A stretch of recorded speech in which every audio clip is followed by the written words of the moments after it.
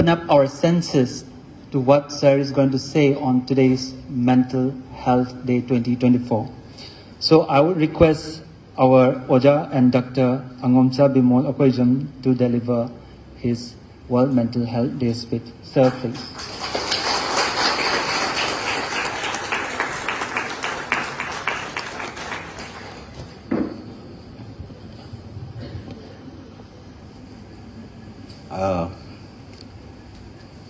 President of the function, Professor S. Jibon Kumar, guest of honor, Professor Sumitra Panjobam, and resource person, Professor Akileni, and students and colleagues here.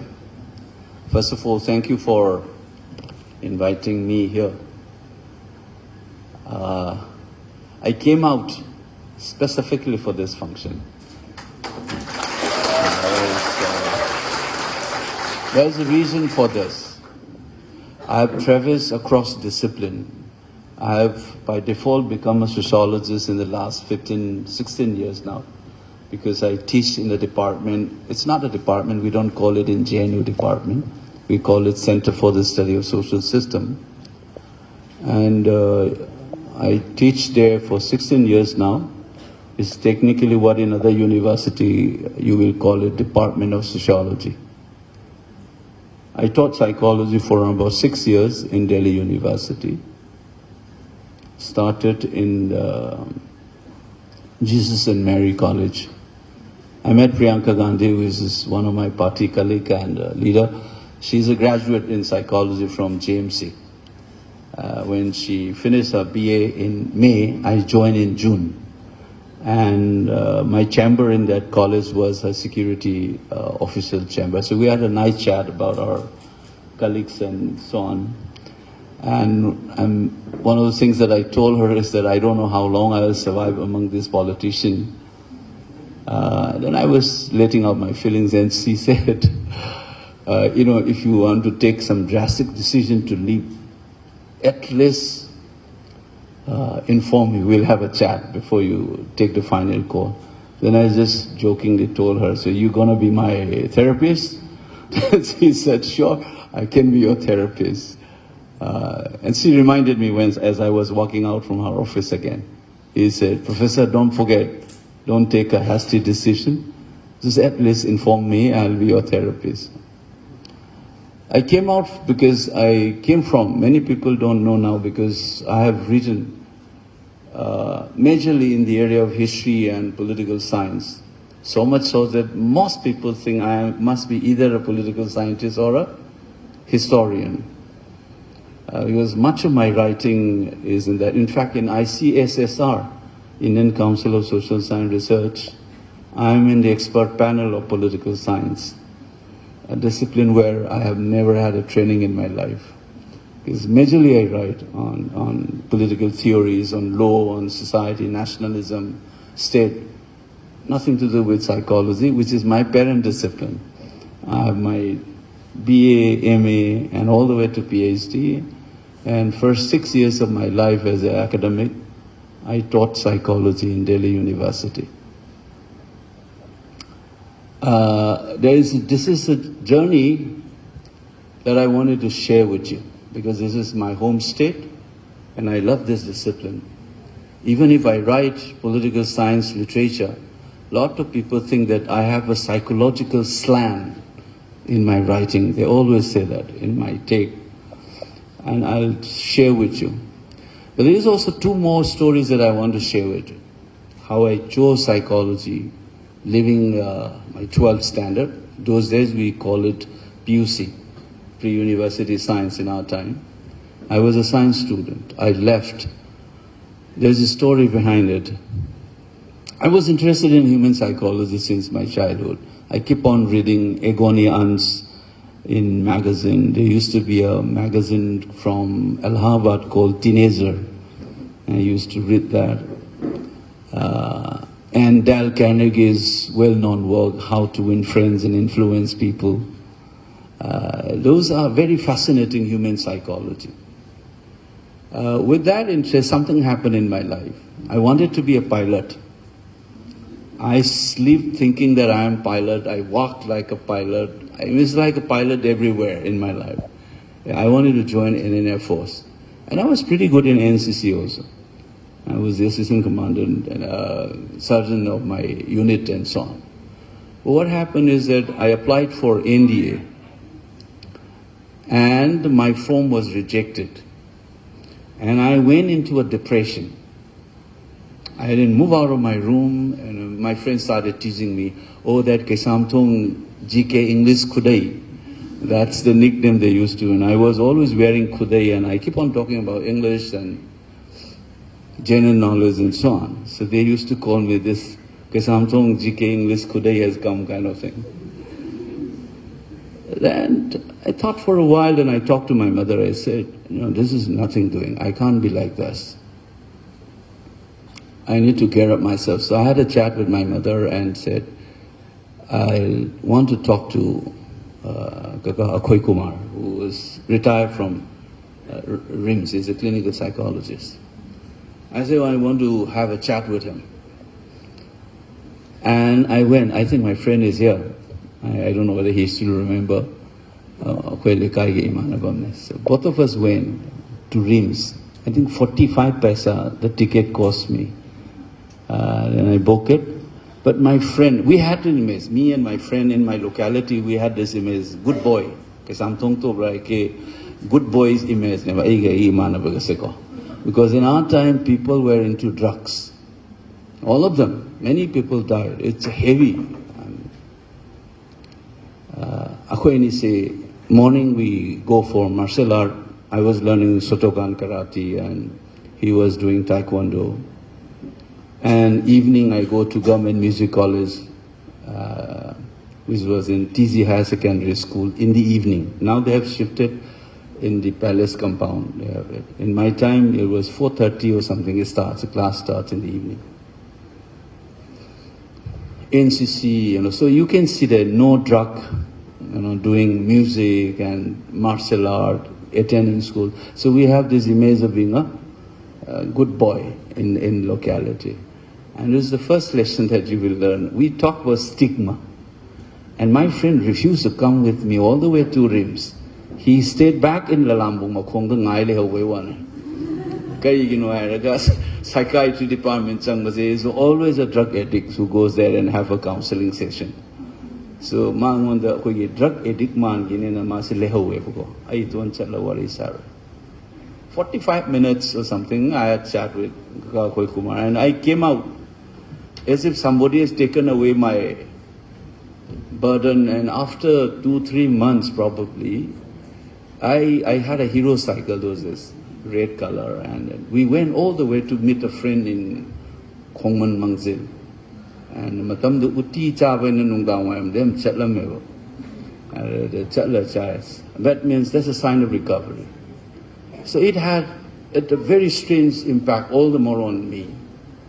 It's like kanna na matam da andim le kai de ko Dr. AD medicine na aingon the injection na ka pa dai se lai dong u gi bam le ba ngang ori ngai.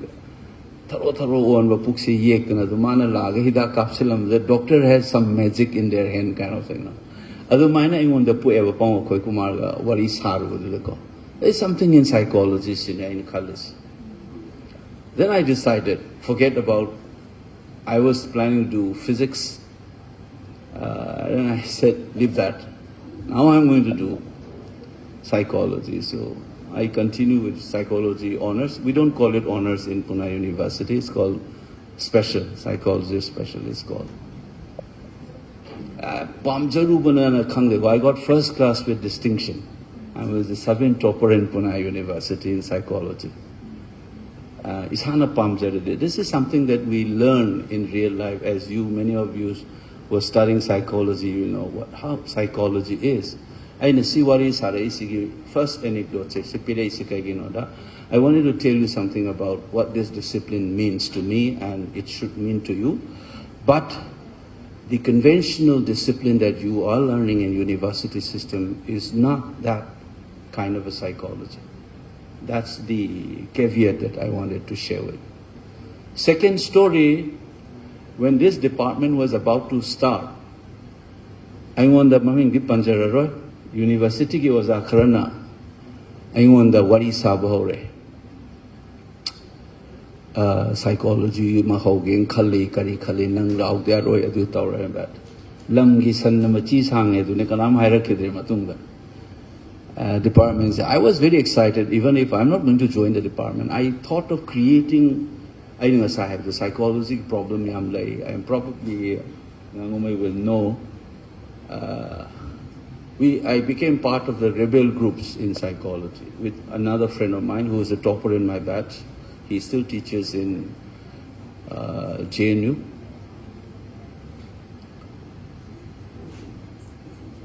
Just wanted to design a psychology world ki the lady pattern India the tori psychology the psychology department hangdoramina. It should be that unique department. I'm a craft of gay kind kalam me go. I came hierarchy the never. I kana no toro hangre kon say ani rahumatunga fare. Then I turned my energy towards JNU. We don't have a department, a center for psychology. But we have PhD in psychology under one center called Zakir Hussain Center for Education. So we have there a team of psychologists. So you can get MPhil and with the MPhil is done away with.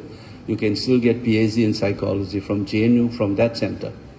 But there is no center and giving MA certificate. So I was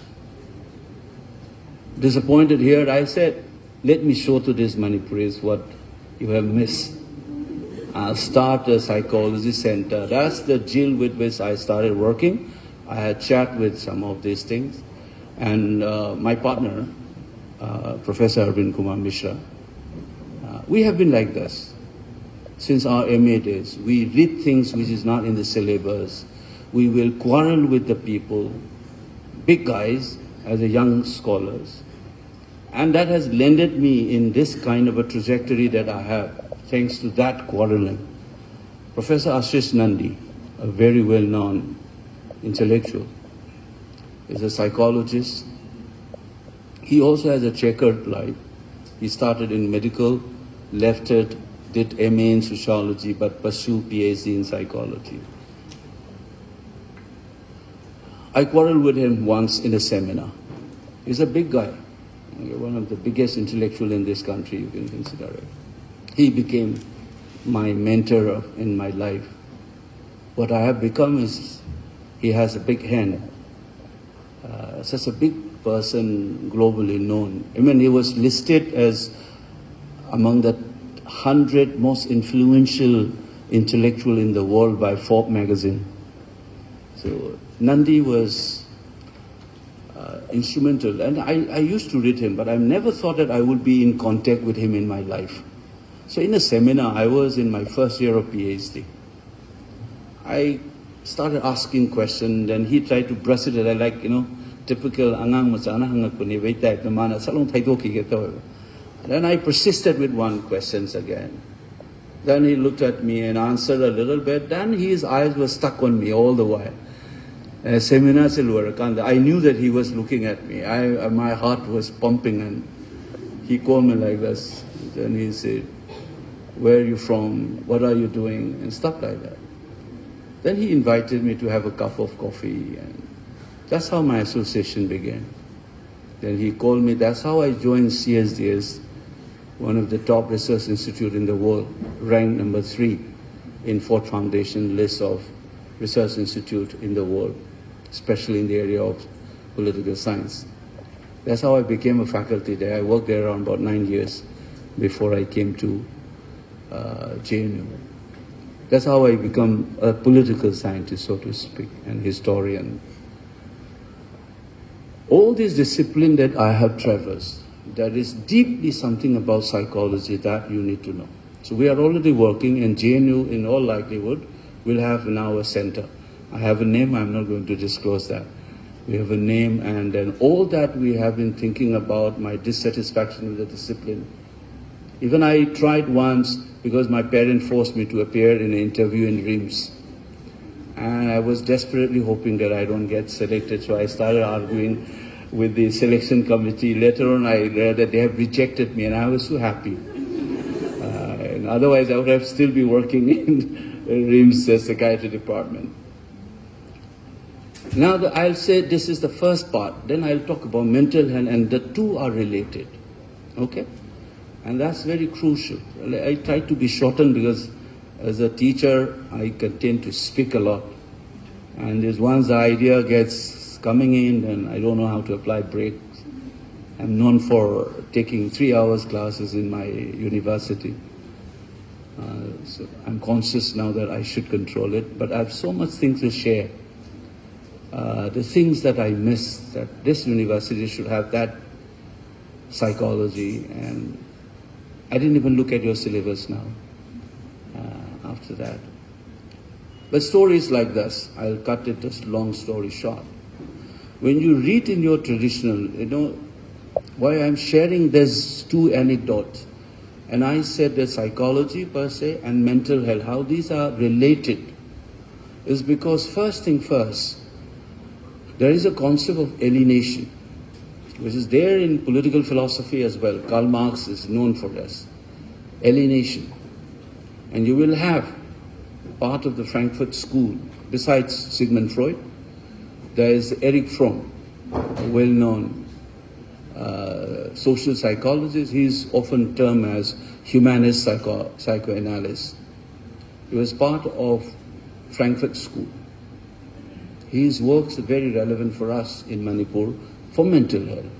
The mental health, as I am going to share with you, not the way your traditional understanding of it, but look at a little broader.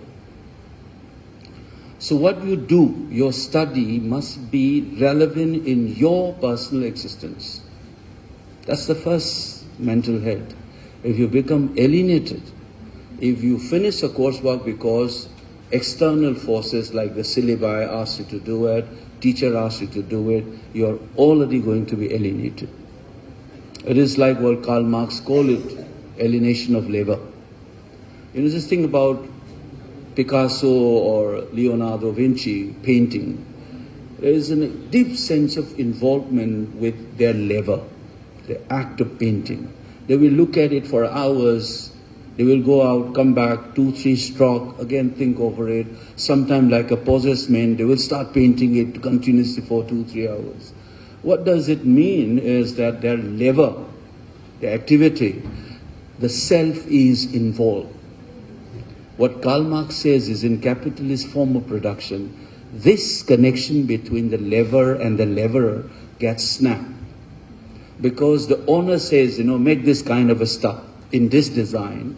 I want to sell it to this. You write a poetry, you want to show it to people who matters in your life, right? So what he thinks is that in capitalist form of production, we get alienated from our labor. So you are not involved in the very labor. What is your labor? You are reading, writing, attending class. This is the labor. You don't get involved. So modern education is very alienating. And much of you have been reduced to that alienated self through the education. It was so poignantly conveyed by a well-known rock song by Pink Floyd called Another Brick in the Wall. We don't need no education. You listen to that. I teach this song in many workshops. Forget about students. For faculty members, I teach this song, then I analyze it, how that video is a very powerful text, a visual text. It's available on YouTube, how education is alienating. So that is why I wanted to start with what psychology is. Among all the disciplines, you are supposed to be in touch with yourself, human psyche, your feelings, your attitudes, and so on, your motivation. But if you're going to reduce into some kind of mechanical exercise, talking about human subjectivity and human emotions and feeling, you are only paving the way for self-alienation. So I often say, you might see this, it's on YouTube also in one of the UGC program on psychology. I say, if you are an MA in psychology, if you do not get depressed by the second semester, there's something wrong with you. It is only when you go through that sense of depression, then you will go to that sense of excitement and power of psychology, you will realize. It is like the Rosenberg triarchic model of love. You remember that theory? It's like, say, think about, young lovers, they can't keep their hands off each other when they are new. It's so much passionate, between the lovers. And after 7 years or so, there's something called 7-year itch. You start thinking, kaha fas gaya? How come I get stuck with this girl or this man? My colleague looks so smart. She looks much better. She understands me, I'm stuck with her. You get that feeling. Okay, so there's a journey. People say, old couple who have been married for 50 years, something, they're almost like two bodies but one soul. They understand each other so much. But you will not see passion among those old couples. And that is what Rosenberg will call it compassion. But I often joke with my students, the journey from passion to compassion is punctuated by depression. And that's a 7-year itch. Okay, once you get over that depression, you get the compassion, which is very rare human quality. The sense of connectedness with another fellow being. Okay? So that's the same thing. If you don't get depressed, you might get distinction and others, and I'm pretty sure that you are a walking machine, an alienated machine, blurring out theories and concepts, that too about human psychology. Okay? So that is the danger that you have. In psychotherapy training, you will have empathy, how to do this. I used to conduct workshop. I've done once with Yamung's department, once with a group of clinical psychology students. I still do it as a ritual. Every year there is a mental health organization in Delhi. I'm a consultant psychologist there. They are the only one who recognize me as a psychologist. So still they call me, I used to take 2 sessions, 3 sessions these days. I take 2-hour session once summer. I've done it this time also. I have been associated with them since the 90s. It's on mental health, especially crisis intervention, suicidal tendencies and so on. So that's the reason why I wanted to share a little bit about your discipline.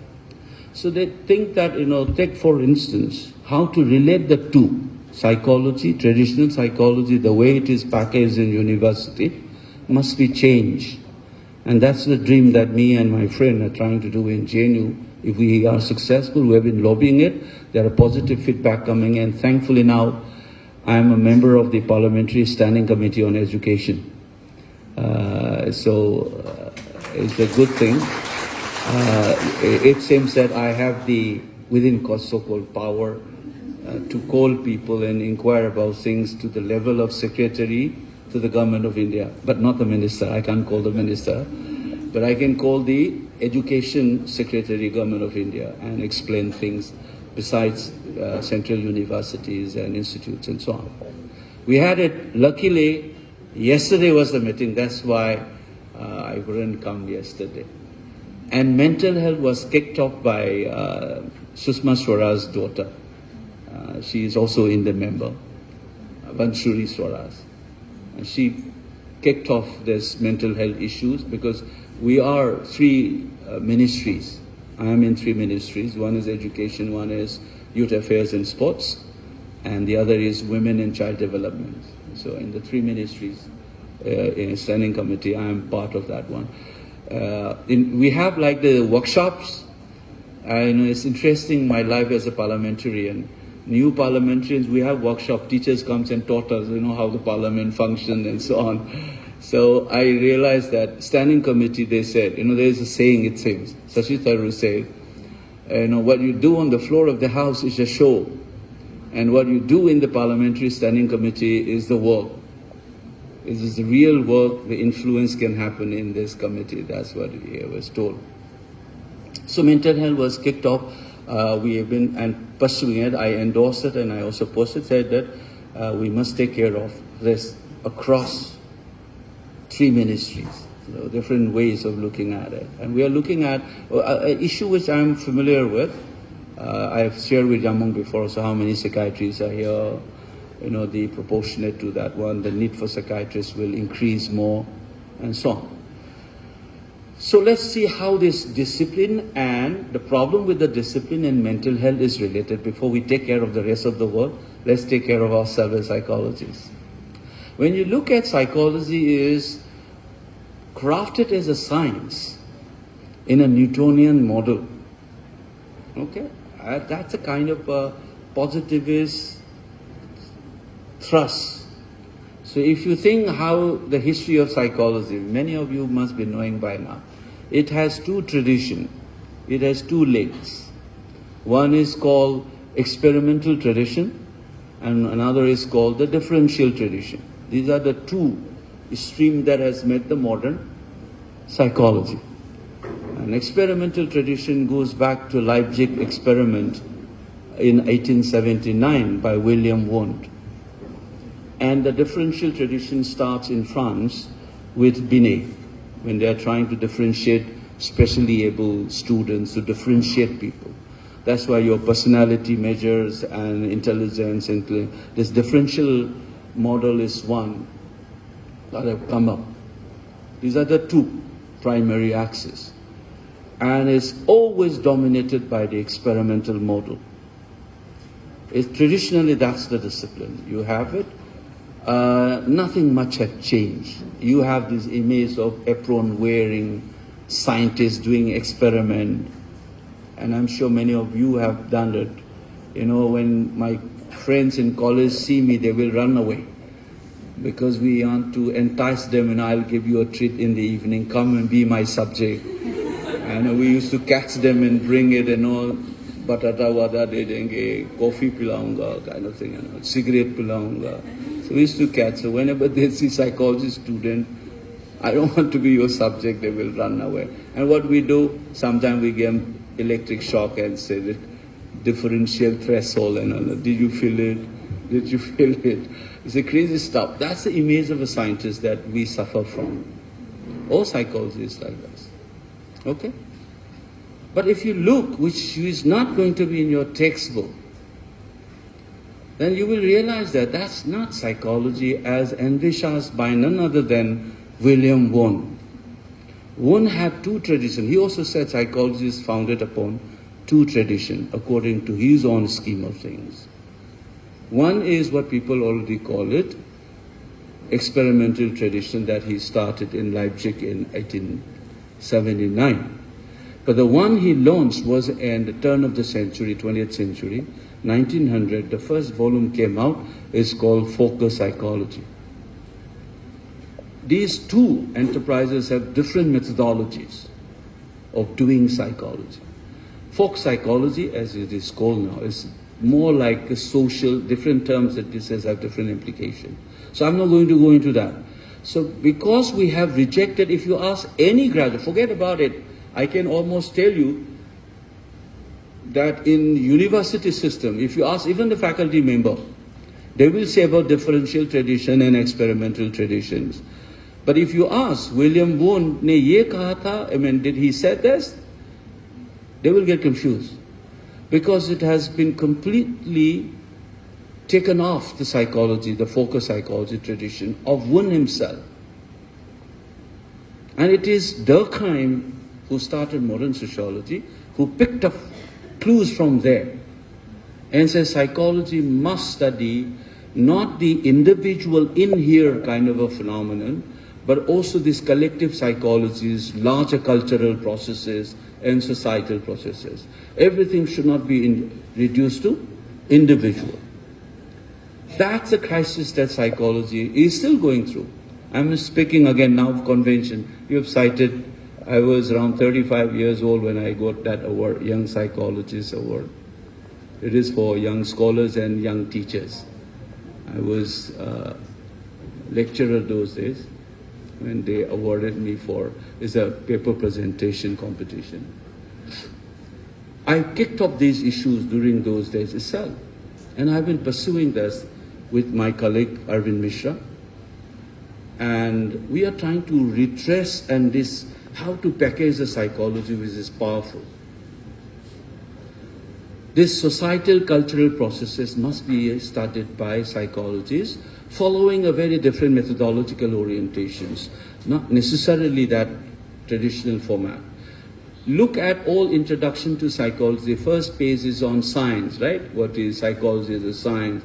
Next is on experimental traditions, systematic observation. Next, neural system and endocrine system. It's a science. You go chapter by chapter, personality and social psychology come at the end. And the appendix will have ethics. That shows the prioritize how you present your discipline, how you indoctrinate young graduates to think yourself as a scientist. You get it? So there are a lot of rebellion within psychiatrists also. Yamung is here, he will talk about it more. Thomas Jars is one example, myth of mental illness, the issues around that, R.D. Lang's work on this. So this is the crisis. So what kind of psychology you will envisage? I hope the young faculties in this department should rethink and search these things and then frame it so that you can stand out. Why do we know this? What is health? I'm just preempting some of the things that Yamung is going to speak. When we think that disease is in here, health is in here, that perspective, even medical science have changed. Beginning with, if I remember correctly, 1948, Yamung, when the WHO gave the definition of disease as an individual and environment, complex phenomena produced by interaction of these three factors. So disease is not in the individual. Disease is conceptualized as a process, a phenomena produced by individual, and the SN means the virus or otherwise, and the environment. So how it leads to this phenomena called psychological problem. This is first thing why we need to study not only in your individual, but the larger processes as well. Second example, and what is the definition of health again? If you look at WHO's, the different ways of looking at it, they say it is not the mere absence of disease and infirmities, but psychological, physical, social, and even some people put it spiritual, well-being. So you have a psychology of well-being now. So if you say, what is social well-being? What is spiritual well-being? Physical and mental you can understand. Think about what I'm hinting at. So our confinement to a very individualistic orientation is not going to help you understand mental health issues. When you think about mental health, say I cited Erich Fromm. Look at his classic work, The Sane Society. I have been using that and wrote in Imphal Free Press some 20 years ago. I said, is Manipur a sane society? Or is our society a sick society? You can Google it, probably you will find us. Is Manipur a sick society? I was using Erich Fromm analysis. As a society, are we healthy? Now, can you as a psychologist ask this question in your traditional paradigm? Not so much. You will be ill-equipped to do that. But Erich Fromm is a psychologist. So you need to change your understanding of psychology, because when we talk about health, our society, people are very aggressive. Just look at, this is a cultural dimension which William Wundt says we need to understand. Gari dagi patchung da bige yang obo khana bada temperament yang una. Nangai misakana no khangbro. Taudrasa hatu uro fugai uro isa. These are all compensatory assertion. Deep down inside, feeling of insecurity and vulnerability is that these people experience. Why? Because for an egalitarian society, primarily driven by agricultural economy, differentiation, you feel powerless. Many of you, in my time, you guys must have a very different kind of a wall, I can tell you, if you really do it. This is social psychology. I still teach. By the way, I'm still continuing teaching. Many of you don't get confused. Because UGC has a new rule which allows elected members, if they decide to choose, they can continue being a teacher. So I continue in JNU. I teach a paper on social psychology called Culture, Personality and Society. Okay, now, if you think about these linkages, Compensatory because the society breaks down, so you feel powerless. And that hurt, that sense of dislocation is what you tend to get compensated through this connections and violence. Deep down, it is inferiority complex. Another compensatory mindset of Metis,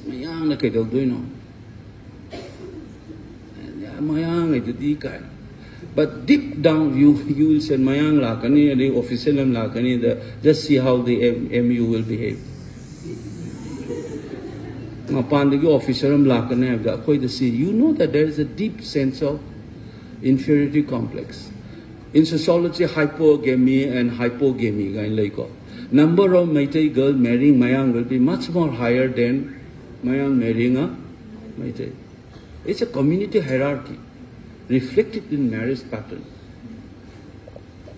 Kaina achi luhong pantha de yengobo ko.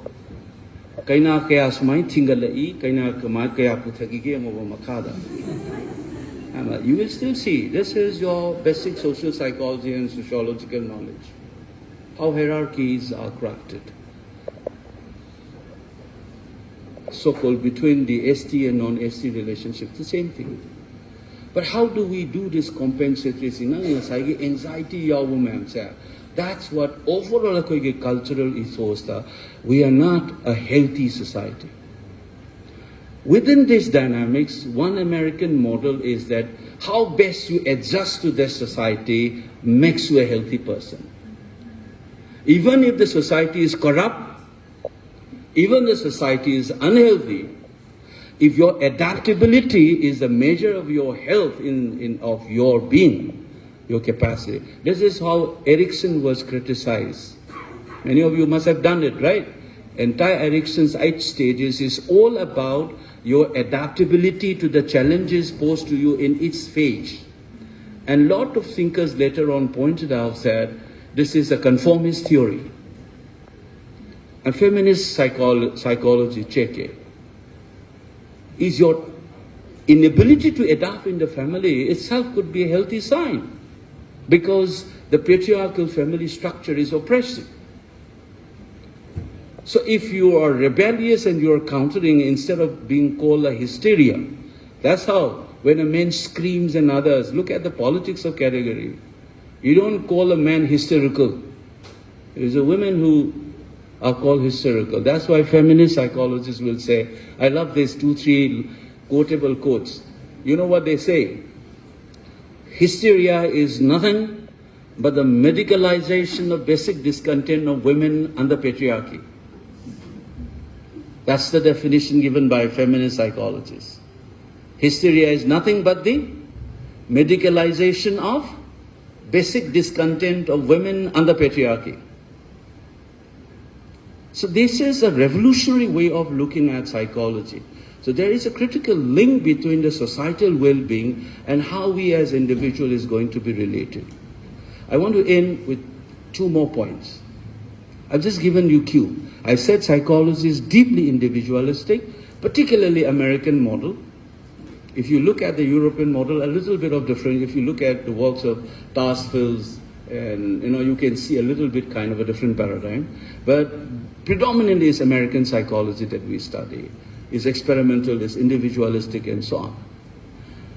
Now, there are ruptures in this from indigenous psychologies, cross-cultural psychology, or Richard Swearer's well-known position on cultural psychology as different from cross-cultural psychology. The assumptions are different. So this is the critical dynamics that you must ask. So for you as an individual, same thing is applied now. How do I adjust to the society, or do I confront the society? And how do we define health? Social well-being. That's a fundamental. If you want to go back a little bit to the traditional mode of looking at it, look at family therapy, where the patient is the family rather than the individual. The individual is the vulnerable spot where the pathology of the family gets manifested. That's how family therapy looks at it. So you can see how our traditional approach does not equip you. And the same thing is in the health debate. Who is a healthy individual? Can there be a healthy individual without a healthy society? Is healthy society nothing but the accumulation of this individual healthy society? Not necessarily. So these are debates that you must open up and look at your contemporary world. In Manipur is violence. Deeply. It's not that some kooky divisive forces are acting on us. We are eroding from within. In the kind of cultural things, the etiquettes, the cultural nuances of as a community is completely gone in this society. It is there. It is brute force. You're thinking about a civilized, developed Manipur. No, you are not going to. It's not because of divisive cookie politics. It is within us. If I wanted to do something, do you think that there will be no pressure on me? If I want to invest something, people are already waiting like vultures. Who are these people? Is it outside of our society or our own product? How do you deal with this? You say as an academic you come with a dream and you do. Do you think that I will be able to do it as freely as you think? It's not that I wasn't aware of it. But I'm sharing with you. The challenge is how to negotiate with this and still manage to do something. But I can tell you what is the potential for 100% doing work will be cut down to 70%. You will end up doing 20 to 25%. You will be lucky if you can implement that one. That's the reality of our society. Do you think there's a civilized way of relating with each other? Do you think that there is no hyper masculinity, toxic masculinity in our society? Do you think? Do you think that minorities will be respected in this attitude? Not your patronizing attitude. Everybody is equal in contemporary life. Do you think that's going to define our healthy society? How individual is going to be? If the money accumulation and then you are happy for a moment because you have the capacity to spend, but the corrupting effect of that thing on society, how do we define? So health as the physical, mental, social and spiritual well-being, how we are going to achieve on the World Mental Health Day. So going beyond this conventional way of looking at it, it's time for us to ask critical questions. Incidentally, there is also a school of thought called, check it out, Philip Wexler's work, Critical Social Psychology. If you wanted to do a real psychology, these are the stuff. And I have learned this, and I'm finished, this is my last comment. Psychology as a discipline is sort of restrained by the university system, but it is one of the most powerful disciplines that you can ever imagine today. Why? Because everything involved human activity is about human emotions and human motives. Everywhere you will find it. When I had faced problem in my PhD, I was, because he knows, Nangumai knows that teacher, but he became mentor of mine later on. He threw away my third chapter like this. You're not doing philosophy. You're not doing political science. You're a psychology PhD candidate. What bakwas is this? That's the third chapter.